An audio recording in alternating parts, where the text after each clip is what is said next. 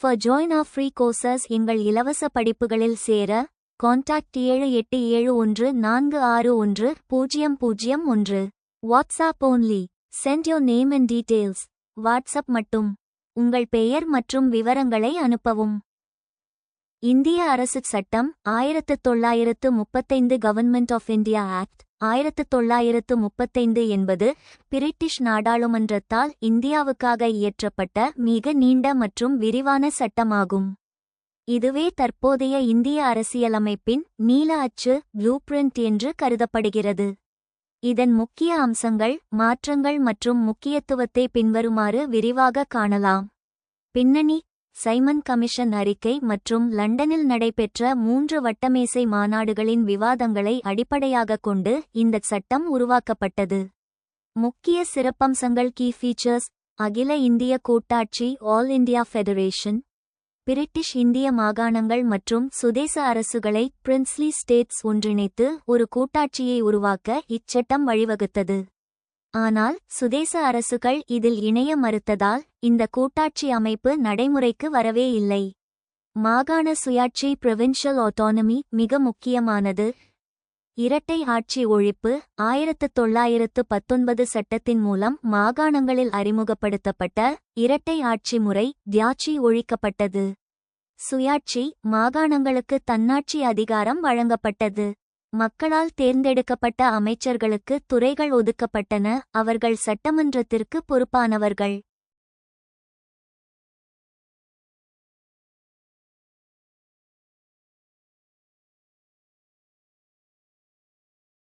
மத்தியில் இரட்டை ஆட்சி தியாட்சி அட் தி சென்டர். மாகாணங்களில் ஒழிக்கப்பட்ட இரட்டை ஆட்சி மத்தியில் அறிமுகப்படுத்தப்பட்டது. மத்திய அரசின் துறைகள் இரண்டாக பிரிக்கப்பட்டன. ஒதுக்கப்பட்ட துறைகள் ரிசர்வ்ட், பாதுகாப்பு, வெளியுறவு வைஸ்ராயின் நேரடி கட்டுப்பாட்டில். மாற்றப்பட்ட துறைகள் டிரான்ஸ்ஃபர்ட், அமைச்சர்களின் கட்டுப்பாட்டில். அதிகார பகிர்வு டிஸ்ட்ரிபியூஷன் ஆஃப் பவர்ஸ்: மத்திய மற்றும் மாநில அரசுகளுக்கு இடையிலான அதிகாரங்கள் 3 பட்டியல்களாக பிரிக்கப்பட்டன. கூட்டாட்சி பட்டியல் ஃபெடரல் லிஸ்ட்: 59 துறைகள் மத்திய அரசுக்கு. மாகாண பட்டியல் ப்ரொவின்ஷியல் லிஸ்ட்: 54 துறைகள் மாகாண அரசுக்கு. பொது பட்டியல் கன்கரண்ட் லிஸ்ட்: 36 துறைகள் இருவருக்கும். எஞ்சிய அதிகாரங்கள் ரெசிஜுவரி பவர்ஸ் வைஸ்ராயிடம் வழங்கப்பட்டன. ஈரவை சட்டமன்றம் பைகாமரலிசம்: 11 மாகாணங்களில் 6 மாகாணங்களில் வங்காளம், பம்பாய், சென்னை, பீகார், அசாம், ஐக்கிய மாகாணம் ஈரவை சட்டமன்றம் மேலவை மற்றும் கீழவை அறிமுகப்படுத்தப்பட்டது. புதிய நிறுவனங்கள்: ரிசர்வ் வங்கி ஆர்பிஐ, நாட்டின் நாணயம் மற்றும் கடனை கட்டுப்படுத்த இந்திய ரிசர்வ் வங்கி நிறுவப்பட்டது. கூட்டாட்சி நீதிமன்றம் ஃபெடரல் கோர்ட் 1937 இல் டெல்லியில் கூட்டாட்சி நீதிமன்றம் அமைக்கப்பட்டது, இதுவே பின்னர் உச்ச நீதிமன்றமாக மாறியது. தேர்வாணையங்கள்: மத்திய மற்றும் மாகாண அரசு பணியாளர் தேர்வாணையங்கள் federal provincial public service commissions உருவாக்கப்பட்டன. பிற முக்கிய மாற்றங்கள்: பர்மா பிரிவினை: இந்தியாவிலிருந்து பர்மா மியான்மர் தனி நாடாக பிரிக்கப்பட்டது. வாக்குரிமை: மக்கள் தொகையில் சுமார் 10 விழுக்காடு பேருக்கு வாக்குரிமை விரிவுபடுத்தப்பட்டது.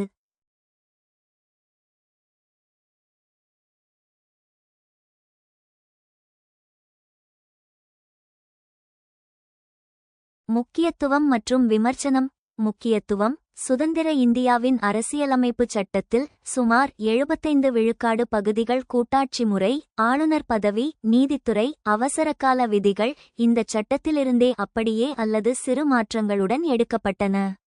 விமர்சனம்: ஜவஹர்லால் நேரு இச்சட்டத்தை வலுவான பிரேக்குகள் உள்ளன, ஆனால் இன்ஜின் இல்லாத வாகனம் machine with strong brakes but no engine என்றும் அடிமைத்தனத்தின் சாசனம் என்றும் விமர்சித்தார். முடிவுரை: ஆங்கிலேயர்கள் தங்கள் கட்டுப்பாட்டை தக்கவைத்துக் கொள்ள இச்சட்டத்தை கொண்டு வந்தாலும் இது இந்தியர்களுக்கு நிர்வாக பயிற்சியை அளித்தது.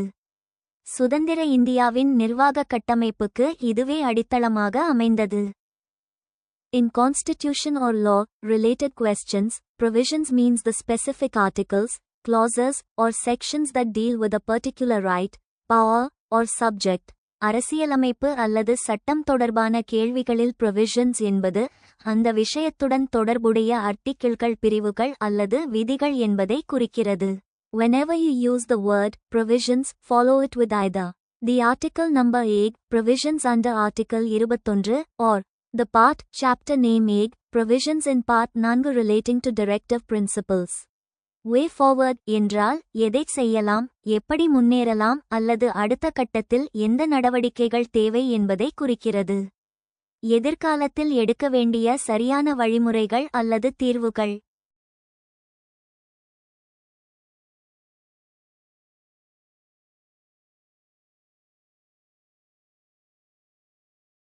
இம்பாக்ட் தாக்கம், ஒரு நிகழ்வின் உடனடி மற்றும் நேரடியான விளைவு அல்லது பாதிப்பு. அம்ப்ளிகேஷன் விளைவு, உட்பொருள், நேரடியாக கூறப்படாமல் ஒரு நிலைமை அல்லது முடிவில் மறைந்திருக்கும் அல்லது ஊகிக்கக்கூடிய சாத்தியமான விளைவுகள். கான்சீக்வன்ஸ், பின்விளைவு, நீண்ட கால விளைவு, முடிவு. ஒரு செயலால் காலப்போக்கில் ஏற்படும் இறுதி மற்றும் தொடர்ச்சியான முடிவு, அது நல்லதாகவோ கெட்டதாகவோ இருக்கலாம். இந்திய அரசு சட்டம் 1935 ஒரு கூட்டாட்சி அரசியலமைப்பை வகுத்ததா? விவாதிக்கவும். இந்திய அரசு சட்டம் 1935 கவர்ன்மெண்ட் ஆஃப் இந்தியா ஆக்ட் 1935 நிச்சயம் ஒரு கூட்டாட்சி அரசியலமைப்பை ஃபெடரல் கான்ஸ்டிடியூஷன் உருவாக்குவதற்கான முயற்சியை மேற்கொண்டது. சொல்லப்போனால் சுதந்திர இந்தியாவின் தற்போதைய கூட்டாட்சி முறைக்கு இதுவே அடிப்படை வரைபடமாக அமைந்தது. இருப்பினும் அது ஒரு முழுமையான மற்றும் உண்மையான கூட்டாட்சி அமைப்பை நிறுவியதா என்றால் பதில் காகிதத்தில் ஆம், ஆனால் நடைமுறையில் இல்லை. இதை நாம் 3 கோணங்களில் விவாதிக்கலாம். கூட்டாட்சி பண்புகள். ஏன் இது ஒரு கூட்டாட்சி? இந்த சட்டம் முதன்முறையாக இந்தியாவை ஒரு ஒற்றையாட்சி யூனிட்டரி முறையிலிருந்து கூட்டாட்சி முறைக்கு மாற்றியது.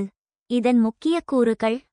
அகில இந்திய கூட்டாட்சி, ஆல் இந்தியா ஃபெடரேஷன். இந்த சட்டம் பிரிட்டிஷ் இந்திய மாகாணங்களையும் புரோவின்சஸ், விருப்பமுள்ள சுதேச சமஸ்தானங்களையும் பிரின்ஸ்லி ஸ்டேட்ஸ் இணைத்து ஒரு அகில இந்திய கூட்டாட்சியை உருவாக்க பரிந்துரைத்தது.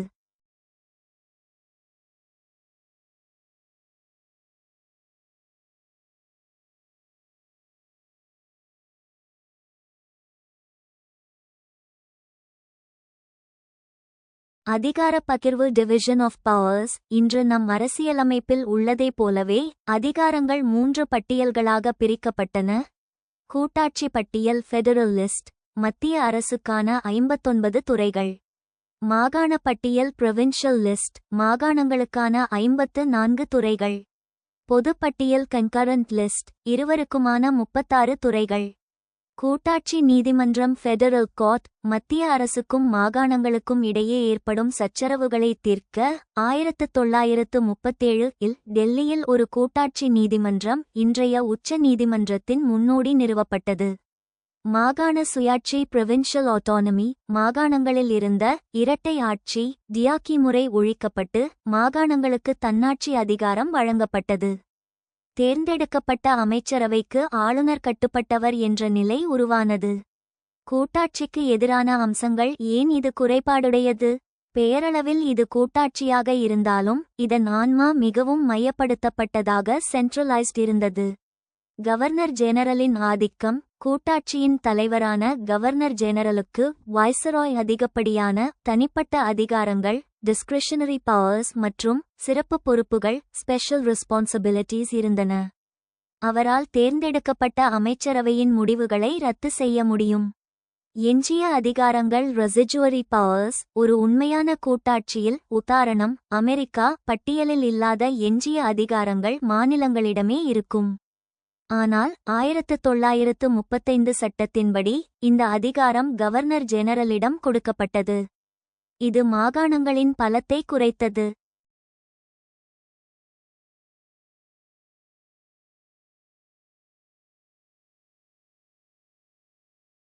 இரட்டை ஆட்சி, டியாக்கி அட் த சென்டர். மாகாணங்களில் ஒழிக்கப்பட்ட இரட்டை ஆட்சி முறை மத்திய அரசில் புகுத்தப்பட்டது.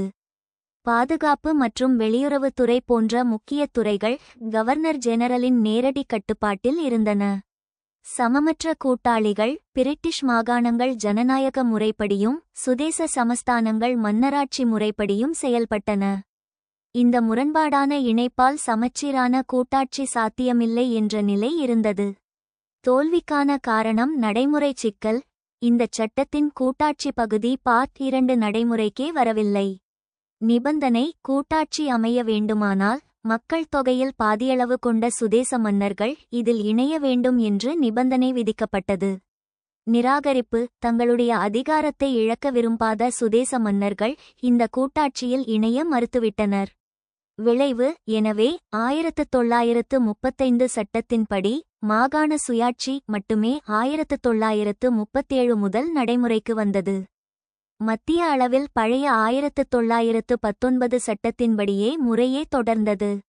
முடிவுரை: இந்திய அரசு சட்டம் 1935 ஒரு முடங்கிப்போன கூட்டாட்சி ஸ்டால்ட் ஃபெடரேஷன் ஆகும். கருத்தியல் ரீதியாக இது ஒரு கூட்டாட்சி அரசியலமைப்பை மிக தெளிவாக வகுத்தது. இன்றும் இந்திய அரசியலமைப்பின் 75 விழுக்காடு பகுதிகள் இதிலிருந்து எடுக்கப்பட்டவையே. செயல்பாட்டு ரீதியாக இது தோல்வியடைந்தது. நேரு இதை பலமான பிரேக்குகள் கொண்ட ஆனால் என்ஜினே இல்லாத வாகனம், a car with strong brakes but no engine என்று விமர்சித்தார்.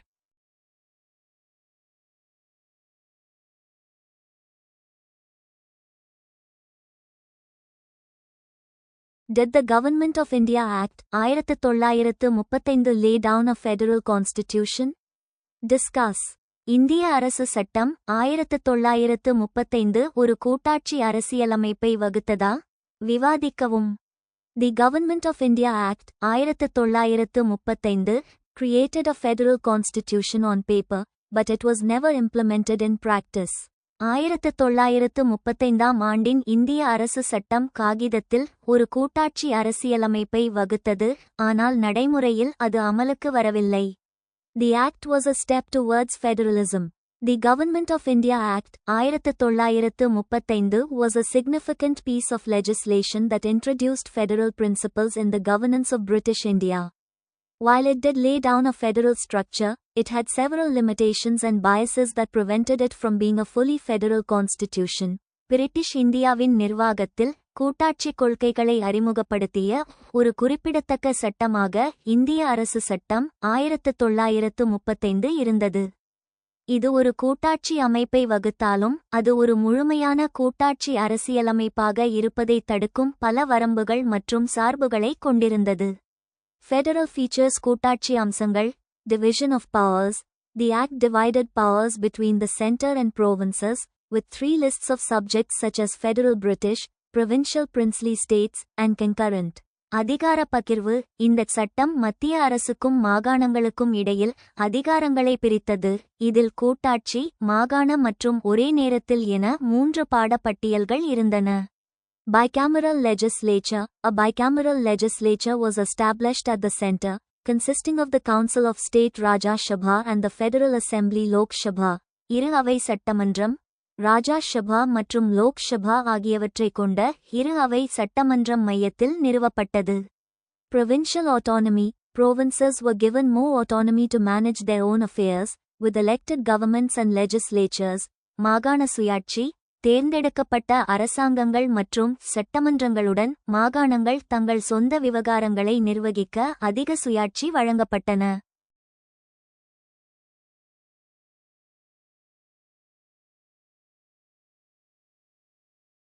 Limitations.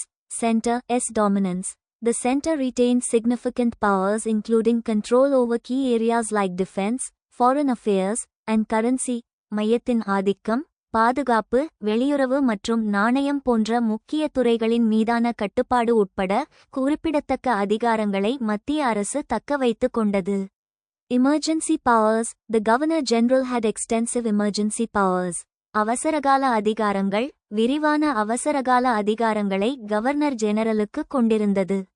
Reserved departments. Certain departments like defence and foreign affairs were reserved for British authorities. It limited Indian participation in key decision-making areas. ஒதுக்கப்பட்ட துறைகள், பாதுகாப்பு மற்றும் வெளியுறவு போன்ற சில துறைகள் பிரிட்டிஷ் அதிகாரிகளுக்கு ஒதுக்கப்பட்டன. இதனால் முக்கிய முடிவெடுக்கும் பகுதிகளில் இந்திய பங்கேற்பு கட்டுப்படுத்தப்பட்டது. Limited representation. The Act did not allow all adults to vote and only a small portion of the population was represented in the legislatures. வரையறுக்கப்பட்ட பிரதிநிதித்துவம். இந்தச் சட்டம் அனைத்து வயது வந்தவர்களையும் வாக்களிக்க அனுமதிக்கவில்லை, மேலும் மக்கள் தொகையில் ஒரு சிறிய பகுதியினரை மட்டுமே சட்டமன்றங்களில் பிரதிநிதித்துவப்படுத்தது. Conclusion. While the Government of India Act, 1935 introduced federal principles and provincial autonomy, its limitations and biases prevented it from being a fully federal constitution. The act was a step towards federalism, but it was not a complete or genuine attempt to establish a federal system of government in India. 1935 ஆண்டு இந்திய அரசுச் சட்டம் கூட்டாட்சிக் கொள்கைகளையும் மாகாண சுயாட்சியையும் அறிமுகப்படுத்திய போதிலும், அதன் வரம்புகள் மற்றும் சார்புகள் அதை முழுமையான கூட்டாட்சி அரசியலமைப்பாக மாற்றுவதை தடுத்தன. இந்தச் சட்டம் கூட்டாட்சியை நோக்கிய ஒரு படியாகும், ஆனால் அது இந்தியாவில் ஒரு கூட்டாட்சி அரசாங்க அமைப்பை நிறுவுவதற்கான முழுமையான அல்லது உண்மையான முயற்சியாக இருக்கவில்லை.